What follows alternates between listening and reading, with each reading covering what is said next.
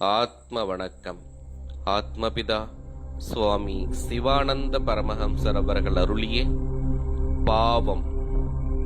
நம் உள்ளில் உள்ள சத்தாயிருக்கின்ற ஜீவன் தன்னைத்தான் அறியாமல் அது இது என்றுள்ள விசாராதிகளால் பாவமாகி வெளியே போய் நசித்துப் போகின்றது. இந்த நிலைமையாகும் பாவம். தன்னில் இருக்கின்ற ஜீவன் கீழே இறங்கி வெளியில் வந்து வியாபிப்பது கொண்டாகும் பல இம்சைகளையும் செய்வதற்கு இடமாகிறது. அந்த ஜீவனை வெளியில் விடாமல் தன்னிலேயே உபரியாக, அதாவது மேல்பாகத்தில் ஒடுக்கினால் யாதொன்றையும் இம்சை செய்யாமல் எல்லாவற்றையும் தெரிந்து கொண்டிருக்கலாம். அப்பொழுது மட்டுமே ஜீவனை சிநேகித்து வருகிறோம் என்று சொல்வதற்கு முடியும்.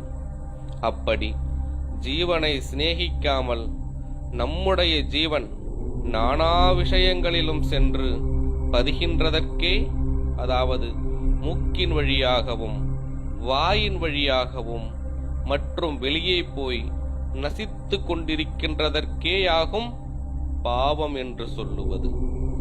ஆத்ம வணக்கம்.